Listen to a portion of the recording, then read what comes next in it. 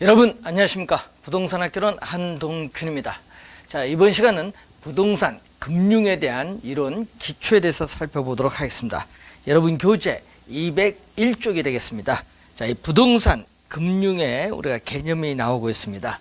자, 이 부동산 금융의 개념을 보면요, 이 자금의 융통을 우리가 금융이라고 하죠.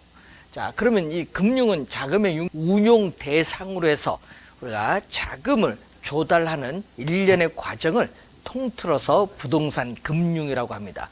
자, 그러면 이러한 부동산 금융에 있어서 우리가 이 자금 조달 방식, 이 부동산 금융에 있어서 자금 조달 방식에 따르는 우리가 분류를 보면은 이 지분 금융과 이 부채 금융으로 크게 또 나눠 볼 수 있습니다. 자, 이 지분 금융과 이 부채 금융으로 나눠 보는데, 이 지분은 자기 자본을 말합니다. 그래서 이 지분 금융은 이 자기 자본을 조달하기 위한 금융이다. 이 자기 자본을 조달하기 위한 금융이 지분 금융이고, 이 부채 금융은, 부채는 타인 자본을 얘기하죠. 타인 자본. 따라서 우리가 이 타인 자본을 조달하기 위한 금융이 부채 금융입니다.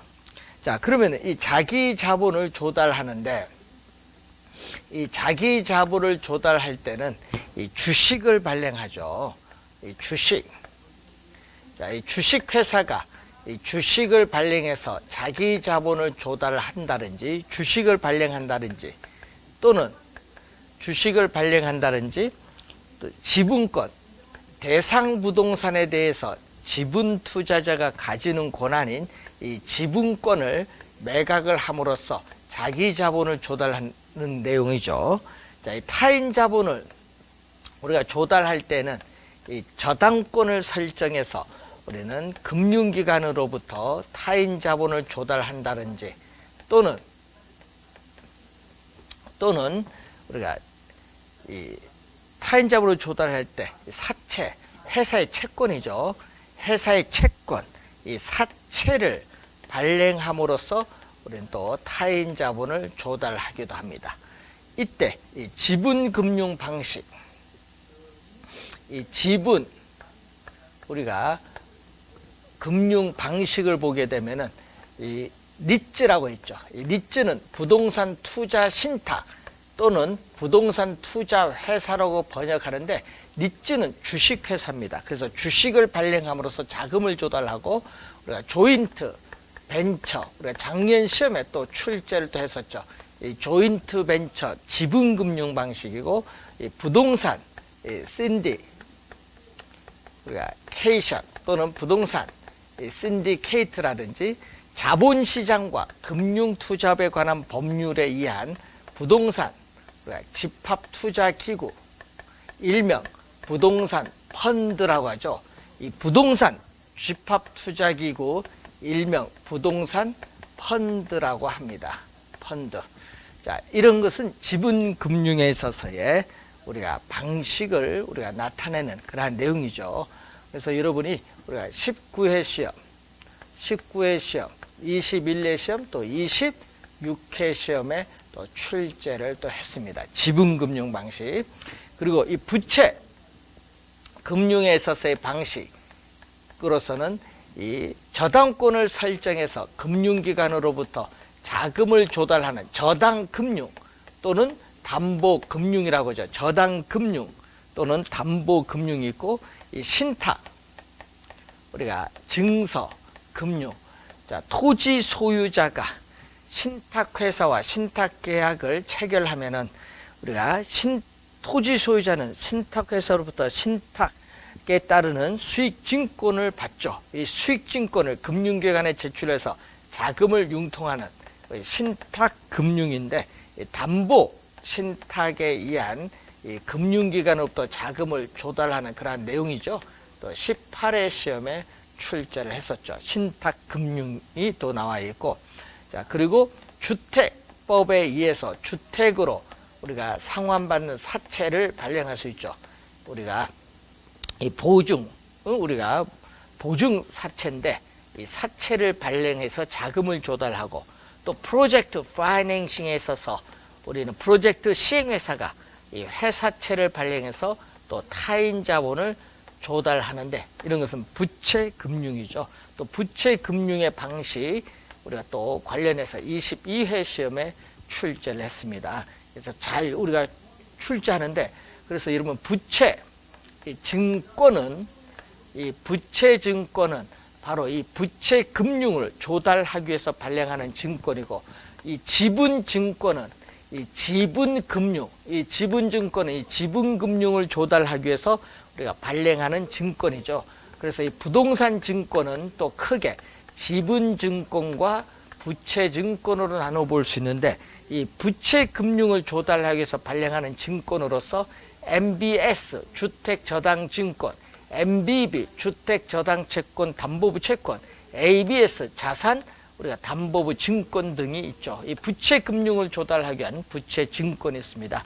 자, 이 내용에서 또 우리 가끔 시험에 출제되기 때문에 잘 확인을 해 두셔야 될 부분이죠. 그래서 여러분 교재 201페이지에서 202페이지에 걸쳐서 우리가 설명하고 있는 내용입니다.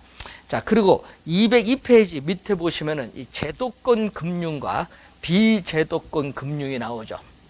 자, 이 제도권 금융은 공식적 금융이라고 하죠. 이 제도권 금융은 공식적 금융으로서 이 금융기관, 대표적으로 은행인데, 이 금융기관을 통해서 자금을 융통하면은 제도권 금융입니다. 그런데 이 비제도권 금융이 나오죠.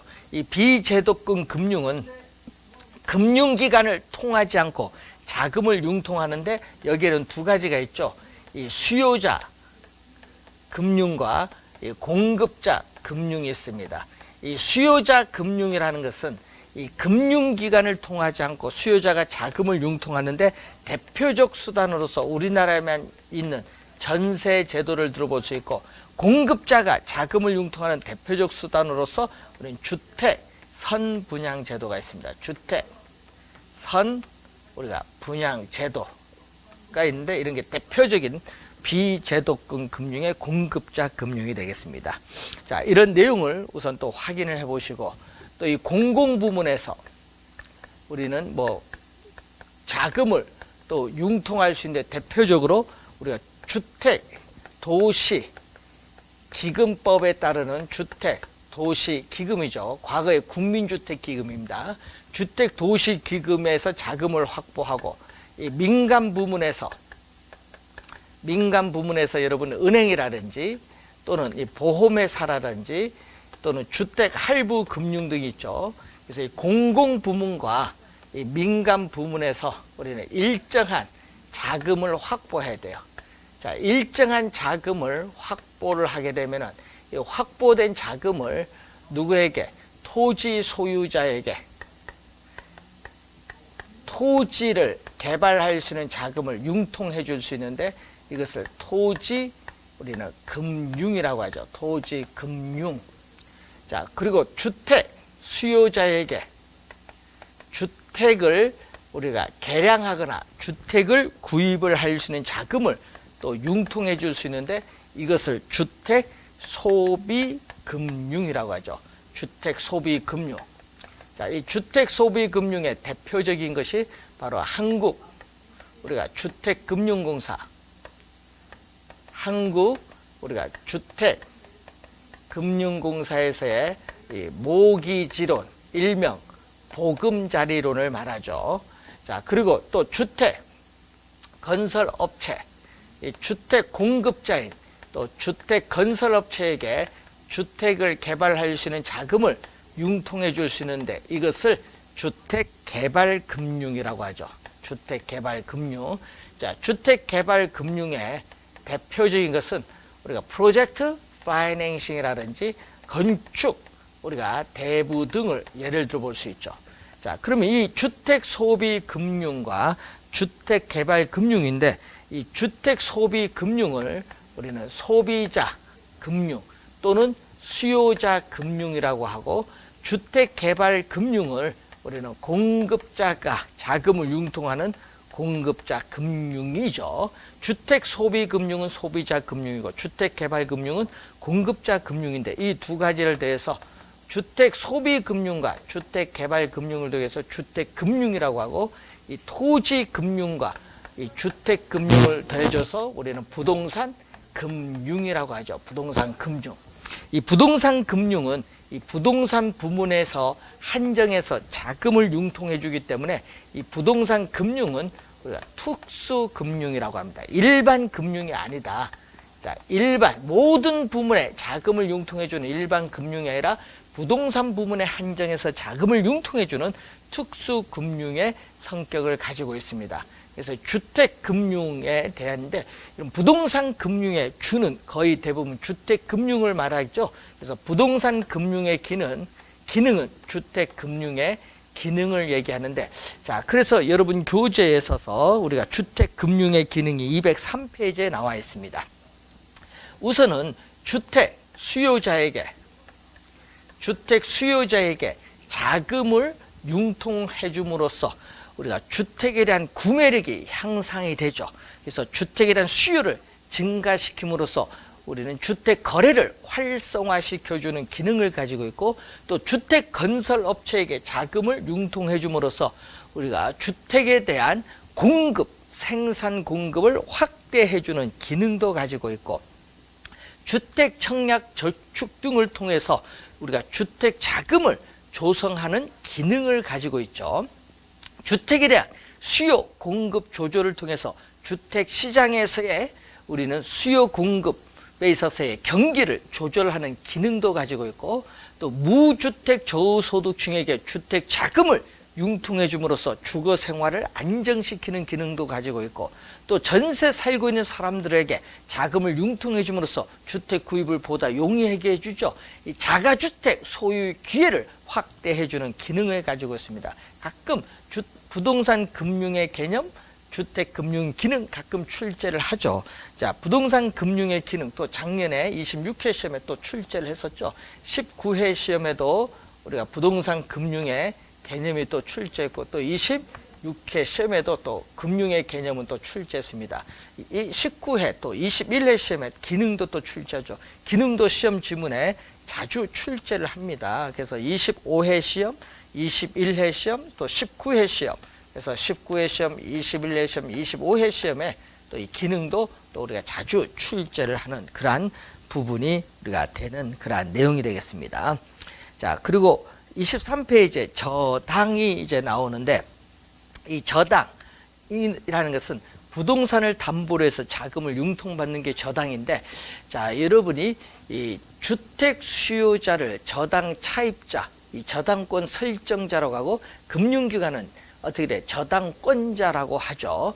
자, 여기서 주의를 해야 될 부분이 하나 있는데, 우리가 정통적 저당재당은 바로 여러분들이 금융기관의 부동산을 담보로 해서 자금을 대출받는 것을 의미하고, 이 정부 지원 저당은 대표적으로 미국의 주택 보증 프로그램이죠. 농민이라든지 저소득층, 군인들을 대상으로 하는 우리가 주택 보증 프로그램인데, 이 주택 보증 프로그램 정부 지원 저당은 재래적 정통적 저당보다는 대부 기간은 길고 만기는 길고, 우리가 대출 금리는 낮은 것이 일반적이라는 것을 하나 기억을 좀 해두시면 되겠습니다. 자, 우선 기본적 내용을 확인해 두시기 바라고요. 자, 이 저당 대출에 따르는 위험이 나오는데, 자, 여러분 그 저당 대출에 따른 위험에서 시험에 우리가 자주 출제되는 것은 채무 불이행이죠. 자, 여러분 차입자는 대출을 받게 되면은 우리가 대출금에 대한 원금 이자 원리금을 상환해야 되는데 원리금을 상환하지 않을 수 있죠. 이것을 채무 불이행입니다. 그러면 이 대출자인 금융기관은 어떻게 돼요? 자, 이 대출자인 금융기관은 차입자가 채무 불이행을 하게 되면은 이 채무 불이행에 따른 위험은 우리는 대출자가 안게 되죠. 채무 불이행에 따른 위험은 대출자가 안게 됩니다. 자, 이 차입자의 원리금, 차입자는 대출금을 받으면은 원리금을 상환을 해야 되는데, 이런 차입자의 원리금에 따르는 채무 상환에 따른 의무를 하지 않는다는 얘기죠. 그래서 이 원리금에 대해서 채무를 상환하지 않게 됨으로써 발생하는 위험이 채무 불이행 위험인데, 이 채무 불이행 위험은 대출자가 안게 되는 위험입니다. 자, 그리고 또 차입자는 만기가 되기 전에 조기 상환할 수 있습니다.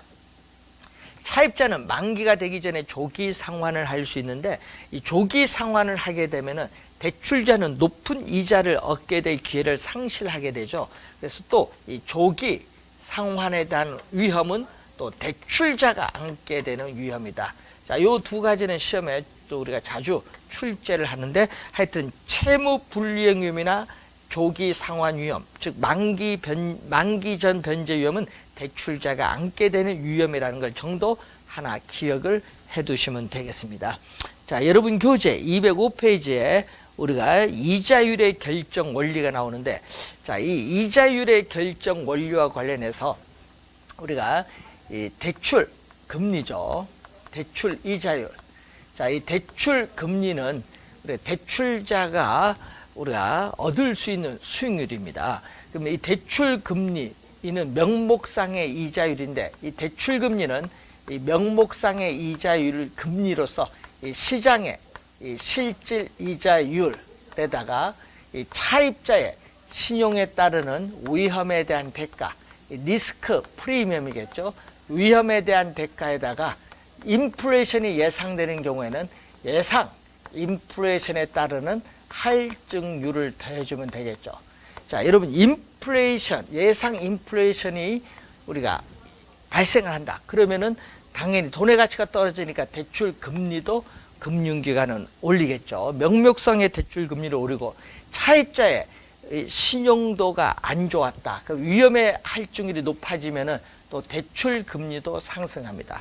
또 여러분이 한국은행의 정책 기준 금리를 올리면은 시장의 실질 이자율도 상승을 하게 되면은 대출 금리도 오르게 된다. 이런 관계가 있다는 것을 여러분 교재 205페이지 중간에 박스에 나와 있는 그러한 내용입니다. 자, 그리고 이 대출 우리가 금리에 있어서의 결정이 또 우리가 시험 문제에 자주 출제를 하죠. 그래서 또 확인을 또 우리가 해야 될 부분이 되겠습니다. 그래서 좀 여러분이 확인을 잘 해두셔야 되는 부분인데, 고정금리 대출과 변동금리 대출이죠. 자, 우선은 이 고정금리 대출이라는 것은 이 대출 시점에 차입자와 금융기관 사이의 약정한 금리가 어떻게 돼? 만기까지 변동하지 않고 그대로 고정되어 있다. 이 고정금리, 금리가 고정되어 있다. 그래서 이때 이자율 조정 주기는 만기가 되죠. 이자율 조정 주기 자체가 우리 뭐가 돼? 만기, 대출기가 만기가 됩니다. 자, 이 고정금리 대출에 있어서 우리는 시장 이자율이 우리가 지속적으로 상승해서 이 저당 이자율을 대출 이자율, 약정 이자율, 계약상의 이자율이라고 하는데, 자, 이 시장 이자율이 지속적으로 올라서 우리는 이 차입자와 이 대출자인 금융기관 사이에 어떤 현상이 벌어지냐? 시장 이자율이 지속적으로 오르게 되면 대출 이자율이 낮으니까 차입자는 이익을 얻고 대출자는 손해를 우리가 보겠죠. 이때 시장 금리 변동에 따른 위험은 우리가 대출자가 안게가 되겠죠. 자, 그러면은 이 금융기관 대출자는 손해를 보기 때문에 이 금융기관의 수익성은 시간이 경과함에 따라 점점 악화되죠. 이 금융기관의 수익성은 시간이 경과함에 따라 점점 악화가 되고 있습니다. 자, 그리고 시장 이자율이 지속적으로 하락을 해서 대출 이자율보다 낮을 경우에는 높은 대출 이자율로 갚으니까 차입자는 손해를 보고 대출자인 금융기관은 이익을 보는데, 이때 시장 금리 변동에 따른 위험은 이 손해를 보는 차입자가 또 안게 되겠죠. 자, 그래서 이 손해를 보니까, 이런 경우에는 차입자는 손해를 보니까 차입자는 액션, 행동을 취해 줄 수 있죠. 주택 수요자의 차입자는 그래서 만기가 되기 전에 우리는 조기 상환할 수 있습니다. 자, 이 조기 상환을 만기 전 변제라고 하는데, 이 조기 상환을 만기 전 변제라고 하죠. 자, 그래서 조기 상환 만기 전에 변제할 수 있다. 어떻게 돼? 다른 금융기관에서 쌍금리로 융자를 받아서 기존의 대출금을 전에 우리는 조기 상환을 할 수 있어요. 자, 조기 상환을 하면은 이 금융기관은 높은 대출 금리로 받게 될 이자 수입이 상실되는 조기 상환 위험을 안게 되죠. 그럼 대출자는 조기 상환 위험을 안게 되기 때문에 이 조기 상환 위험을 줄이기 위해서 어떻게 돼요? 중도 상환 시에 우리가 수수료와 같은 벌칙을 부과하게 됩니다. 자, 이 관계 잘 기억을 또 우선 해두셔야 될 부분이고, 그리고 이 변동금리 대출이 있죠. 자, 대출 시점에 약정한 금리가 어떻게 돼요? 우리는 시장 상황의 변동에 따라 금리를 변동할 수 있다. 이 변동금리 대출인데 우리나라 주택담보대출의 약 91%가 이 변동금리 대출이라는 것을 기억해 두시면 되겠습니다.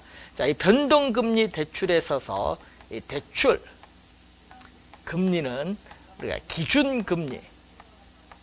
기준금리에 이 가산금리를 더해준 것으로 하죠. 이때 가산금리는 이 차입자의 신용도와 관련이 있죠. 자, 여러분 차입자의 은행의 거래 실적 또는 연체 실적 뭐 이와 같은 신용도와 관련이 있는데, 신용도가 좋으면 가산금리가 낮아지고 신용도가 나쁘면 가산금리는 어떻게 돼요? 높아지는 거죠. 이 가산금리를 우리는 마진 또는 위험 가중금리라고 하죠. 자, 이 가산금리는 우리가 마진 또는 위험 가중금리인데, 가산금리는 대출 시점에 한번 결정이 되면은 대출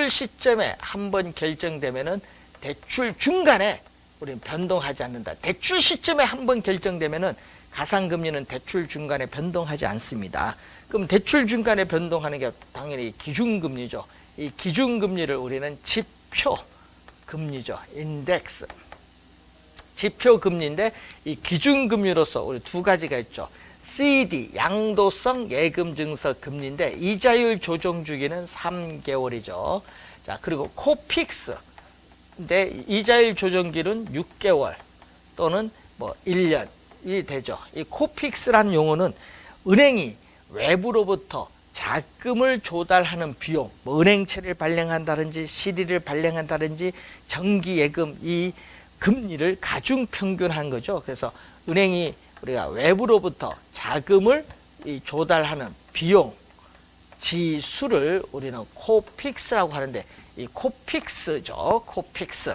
그래서 코픽스는 신규 취급액 기준 코픽스가 있고 잔액 기준 코픽스가 있는데, CD 금리는 매일매일 발표하지만은 코픽스는 매월 우리 한 달에 한 번 매월 10월 오후 3시에 은행연합회에서 9개 시중은행에 어떻게 돼? 자료를 취합을 해서 우리는 발표를 합니다.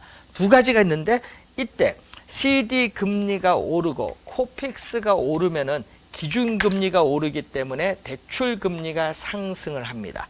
그런데 이 CD 금리가 하락하고 코픽스가 하락하면 기준금리가 하락해서 대출금리가 하락을 하게 되겠죠. 자, 이 변동금리 대출에 대한 그러한 내용을 우선 여러분이 확인을 좀 해두시면 되겠는데, 여러분 교재 206페이지에 우선 나와 있는 부분이 되겠죠.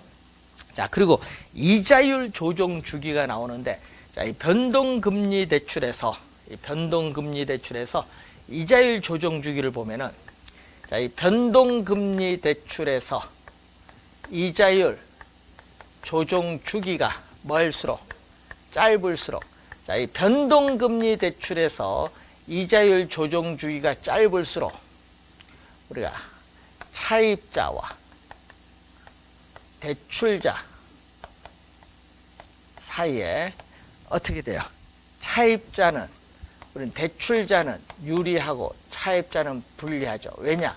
인플레이션이 발생을 했을 때 인플레이션이 발생을 했을 경우에 이 금리 변동에 따른 위험을 우리는 대출자인 금융기관은 차입자에게 신속하게 전가시켜 줄 수 있기 때문에 차입자는 불리하고 대출자는 유리하다. 시험에 또 자주 대출제를 우리가 하는 부분이 되겠죠.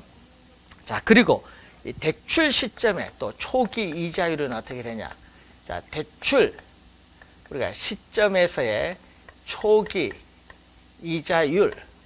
자, 대출 시점에서의 초기 이자율을 보게 되면은 이 고정 금리 대출에 있어서 이자율이 변동 금리 대출보다 어떻게 돼? 초기 이자율, 초기 이자율을 볼 때 우리는 고정금리 대출이 변동금리 대출보다 높죠. 자, 이 고정금리 대출이 변동금리 대출보다 높은 이유는 대출 시점에서부터 만기까지 미래에 예상되는 인플레이션을 반영하여 현재 대출금리를 결정하기 때문에 그렇고, 반대로 변동금리 대출이 고정금리 대출보다 대출 시점의 초기 이자율이 낮은 이유는 금리 변동에 따른 위험을 차입자가 부담하기 때문에 그렇습니다. 자, 그 내용이 시험에 또 자주 출제가 되는 부분이 되겠죠. 잘 확인을 좀 우선 해 두셔야 될 부분이 되겠습니다. 자, 207페이지에 저당 상환 방법이 나오죠. 자, 또 출제가 또 우리가 되는 또 상당히 중요한 부분인데, 작년에는요 또 두 문제 또 출제를 했었죠. 상당히 또 시험에 자주 출제되는 또 중요한 부분, 이 저당 상환 방법이죠. 자, 대출을 받게 되면은 대출금에 대한 원금 이자를 갚아 나가야 되는데, 이때 이 저당 상환에 있어서의 방법이 세 가지가 이제 나오죠. 자, 이 첫 번째 나온 것이 바로 우리가 뭐죠? 원금 균등 분할 상환이죠. 자, 원금 균등 분할 상환. 자, 대출 원금을 균등하게 분할 상환하는데 이것을 우리는 CAM으로 표현하고요. 원리금 체감식 상환 방법이라고 하죠. 자, 이 원리금 체감식 상환 방법이라고 합니다. 자, 예를 들어서 대출금이 1,200만 원이다. 자, 대출금이 1,200만 원이고 대출 기간을 융자기간, 상환기간, 만기인데 만기는 1년으로 보고 우리가 연이자율은 12%다. 자, 이때 주어졌을 때 다른 조건은 변화가 없을 때 매월 우리가 상환이다. 매월 상환일 경우에 그 뭐 매월 항상 이런 걸 매월 상환이냐 매년 상환이냐 잘 확인해야 됩니다. 매월 상환입니다. 그럼 매월 상환 조건일 때, 자, 매월 상환 조건일 때 매월 갚아 나가는 원금 상환액은 대출금을 우리는 융자 원금 또는 저당 원금인데 1,200만 원. 이것을 대출 기간, 융자 기간, 만기로 나눠준데 1년은 매월이니까 1년은 12개월이죠. 나눠줬더니 첫 번째 달에 얼마? 100만 원 갚죠. 100만 원. 첫 번째 달에 100만 원 갚고 두 번째 달도 얼마? 100만 원 갚습니다. 이렇게 갚는데 우리는 마지막 12개월째도 100만 원 갚습니다. 중요한 것은 매월 갚아나가는 원금 상환액은 100만 원으로 동일하다는 겁니다. 매월 원금 상환액은 동일해요. 그래서 이렇게 나가죠. 우리 만기까지 우리가 만기까지 원금 상환 곡선은 이렇게 100만 원으로 동일한 거예요. 원금 상환 곡선은 그래서 100만 원으로 똑같다. 매월 갚아나가는 만기까지 금액은 100만 원 똑같기 때문에 수평선이 돼요. 자, 이자는 어떻게 되냐? 자, 이자는 우리가 또 매기간 융자. 자, 매기간마다 융자 잔고는 미상환된 원금입니다. 매기간마다의 융자 잔고에 이자율을 곱하면은 우리는 이자를 구할 수 있어요. 그러면은 융자 잔고 첫 번째 달은 아직 돈을 안 갚았으니까 1,200만 원인데 연이자율이 12%니까 월로 가려면 12개월로 나눠주면 되겠죠. 그럼 얼마? 약분하면 1%, 1,200만 원에 1%는 얼마? 12만 원이죠. 그럼 이자는 12만 원이 돼요. 그러면 원금 100만 원과 이자를 더해주면 원금 플러스 이자. 자, 원금 상환액과 이자를 더해준 것을 우리는 원리금. 자, 원리금 상환액이죠. 원리금 상환액은 얼마냐? 첫 번째 달 얼마? 112만 원이 되죠. 자, 그런데 두 번째 달은 어떻게 돼? 두 번째 달은 100만 원 갚았어요. 100만 원 갚았기 때문에 융자 잔고는 1200만 원에 100만 원을 뺀 1100만 원이 융자 잔고죠. 자, 1100만 원의 융자 잔고에다가 뭐를 우리는 월 1%를 곱해 주니까 얼마? 11만 원이 두 번째 달 이자고, 그럼 111만 원이 되겠죠. 자, 이런 식으로 가면은 마지막 만 원이고 그다음 101만 원이 되겠죠. 자, 그러면은 이자는 어떻게 돼요? 자, 이자는 이렇게 오겠죠. 처음에는 얼마? 10, 처음에는 10, 요게 2만 원. 그 다음에는 얼마? 10, 우리가 1만 원. 요게 첫 번째 달, 요거는 두 번째 달. 이런 식으로 오면 마지막에는 얼마? 이게 만기일 때는 얼마? 만기가 될 때는 이게 만 원이 되겠죠. 만 원. 예? 만 원이 되는 거야. 만 원. 이런 식이죠. 그래서 이자 지급 곡선은 이렇게, 이자 지급 곡선은 뭐죠? 우하향하는 직선. 이자 지급 곡선은 이렇게 우하향하는 형태의 직선이 나오죠. 자, 이 우하향하는 형태의 직선이 나옵니다. 원금 균등 분할 상환인데, 그러면은 이런 형태로 가겠네요. 월부금. 자, 월부금 또는 매월 갚아나가는 원리금 상환액. 자, 매월 갚아나가는 원리금 상환액은 이렇게 오죠. 만기까지 처음에 얼마? 112, 111, 110, 마지막 101만 원 이렇게 우하향하죠. CAM 원금 균등 분할 상환입니다. 자, 그런데 융자 잔고는 어떻게 되냐? 융자 잔고 미상환된 원금이죠. 자, 첫 번째 달. 근데 첫 번째 달에 얼마? 첫 번째 달에는 대출금이죠. 이게 대출금. 첫 번째 달에 대출금 얼마가 나오죠? 우리가 첫 번째 달에 융자 잔고 처음에는 제로일 때는 얼마?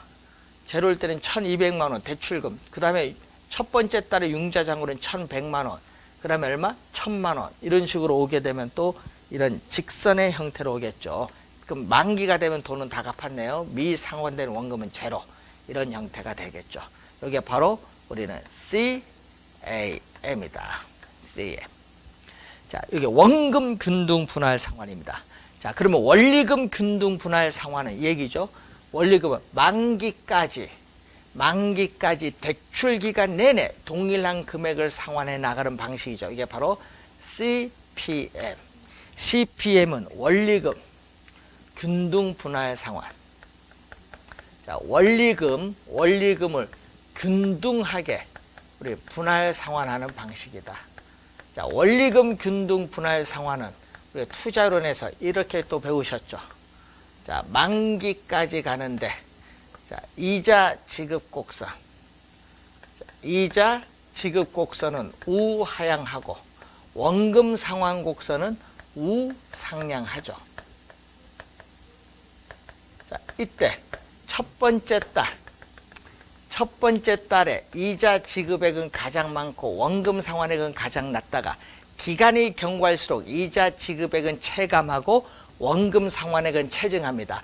만기 가까이 갈수록 원금 상환 곡선의 기울기, 이자 지급 곡선의 기울기는 급하고 이때 만기에 약 3분의 2가 지났을 때 대출금의 약 50% 반이 상환되었다고 볼 수 있다. 이게 원리금 균등 분할 상환과 관련이 있죠.